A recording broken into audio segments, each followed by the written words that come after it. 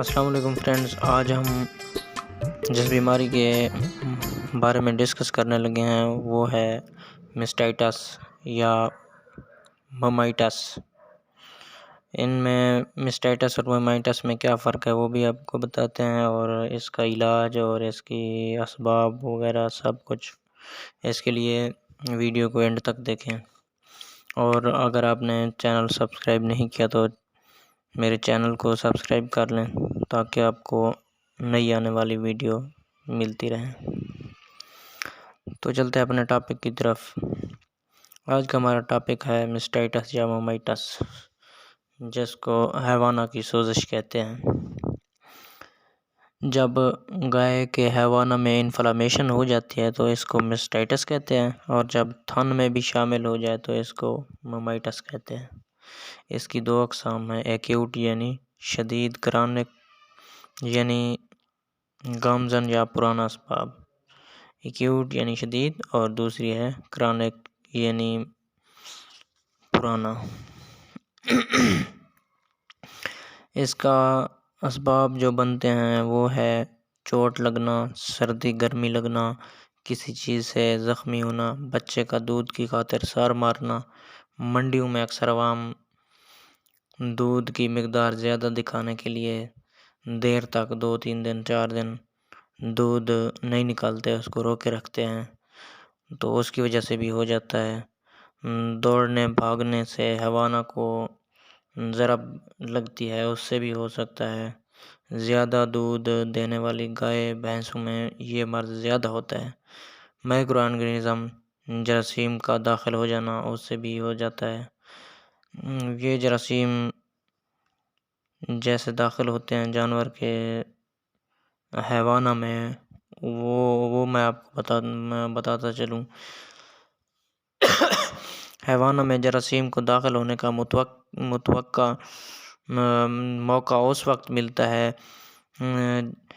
جب بارش ہوئی پڑی ہوتی ہے زیادہ تر، تو اس وقت مائکرو آرگینزم جو بیماری پیدا کرتے ہیں وہ زیادہ ہوتے ہیں زمین کے اوپر، اور جب جانور بیٹھتا ہے تو اس تھن زمین پر لگتے ہیں تو جراثیم تھن کے راستے داخل ہو جاتے ہیں، حیوانہ میں انفلاممیشن پیدا کرتے ہیں، اور اس بیماری کا سبب گوالے بھی بنتے ہیں۔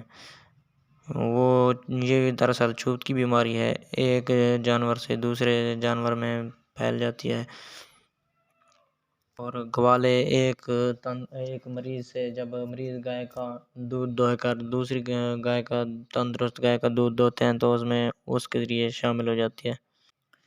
ٹی بی کے جراثیم بھی حیوانہ پر حملہ کر کے کرونک انفلاممیشن پیدا کرتے ہیں، اس سے حیوانہ سخت ہو جاتا ہے، خاص کر پچھلے دونوں گلینڈ جب سخت ہو جائیں اور تھنوں سے بگڑا ہوا دودھ نکلے تو ٹی بی کا کیس سمجھنا چاہیے۔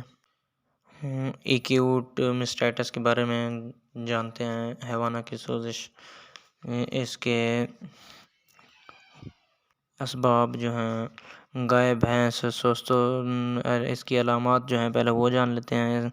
گائے بھینس سست ہوگی، ہلنا پسند نہیں کرے گی، ٹمپریچر بڑھا ہوا ہوگا، نبض تیز، تنفس تیز، بھوک کم، پیاس زیادہ، قبض، حیوانہ انفلیمیٹڈ، سرخ، پر درد یعنی جانور حیوانے میں درد محسوس کرے گا، دودھ بگڑا ہوا ہوگا، یعنی جیسے ہوتا ہے اس شکل سے اس کی شکل رنگت چینج ہوگی، جس میں پنیر جیسی پھٹکیاں یا دودھ جمع ہوا جو تھن سے نہیں نکلتا، پھٹکیوں جیسا ہوگا۔ اس کے برے نتائج ہوتے ہیں، جو اگر وقت پر باقاعدہ علاج کیا جائے تو صحت یابی ہو جاتی ہے، ورنہ خراب نتائج پیدا ہوتے ہیں، مثلا ہلکی سوزش ہو کر اس میں اینڈوریشن ہو جاتا ہے، یعنی حیوانہ سخت ہو جاتا ہے، جس کو کنسالیٹیشن کہتے ہیں، حیوانہ میں پتھر کی طرح سخت ہو جاتا ہے، یہ حیوانہ ہمیشہ کے لیے بیکار ہو جاتا ہے۔ کبھی پایوجینک بیکٹیریا داخل ہو کر پس یعنی پیپ پڑ جاتی ہے، اور ابسیس بن جاتا ہے، اور کبھی ابسیس خود بخود پھٹ کر گلینڈ کا کچھ ٹکڑا باہر لٹک جاتا ہے جس کو ہاتھ سے نکالنا پڑتا ہے۔ کبھی کبھی حیوانہ کا گنگرین ہو کر حیوانہ مردہ ہو جاتا ہے اور جانور بیکار ہو جاتا ہے۔ کبھی کبھی اوپر سے حیوانہ دودھ پیدا کرنے کے قابل ہوتا ہے مگر تھن کی نالی فائبرس ٹیشو سے بند ہو جاتی ہے جو آپریشن سے بھی درست نہیں ہوتی۔ بعض گایوں میں تھن کا نچلا سرا بند ہو جاتا ہے، اس کا آپریشن کر کے یعنی سرے کو کاٹ کر زخم کا علاج کیا جاتا ہے مگر کامیابی بہت کم ہوتی ہے۔ جو جانور حیوانہ کی وجہ سے بیکار ہو جائیں ان کو سلاٹر یعنی ذبح کر دینا چاہیے۔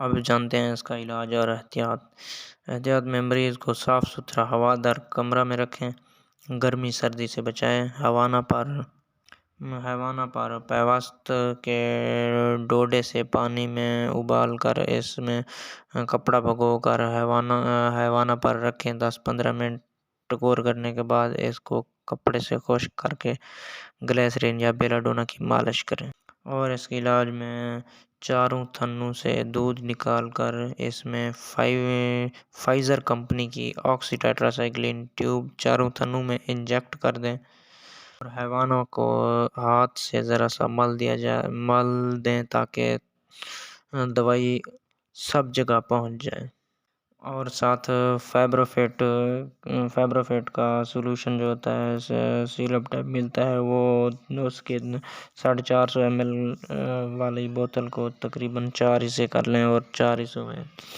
صبح شام اس کو 1-1/2 کلو پانی میں ملا کر پلا دیں۔ صحیح بھی ہوا رہا ہے۔ اور اگر حیوانہ میں دودھ جم گیا تو تھن کو دبا کر جمع ہوا دودھ نکال دیں، کسی حالت میں بھی دودھ اس کے اندر نہ رہے، جتنا دودھ نکالیں گے اتنا ہی حیوانہ جلدی تندرست ہو کر اصلی حالت پر آ جائے گا۔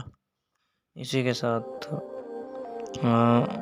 ہم کو دیجیے اجازت، اگر ویڈیو پسند آئی تو لائک اور سبسکرائب کر دیں۔ تھینک یو، اللہ حافظ۔